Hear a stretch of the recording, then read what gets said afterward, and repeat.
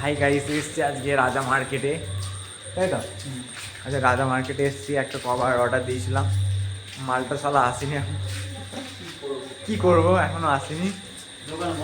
দেখতে পাচ্ছ দোকান, সব দোকান বন্ধ। কি আর করবো, বাড়ি যাবি তো? দেখতে পাচ্ছ চারিদিকে শুধু বন্ধ আর বন্ধ। তো এখন বাইরে যাবো, চলো যাওয়া যাক।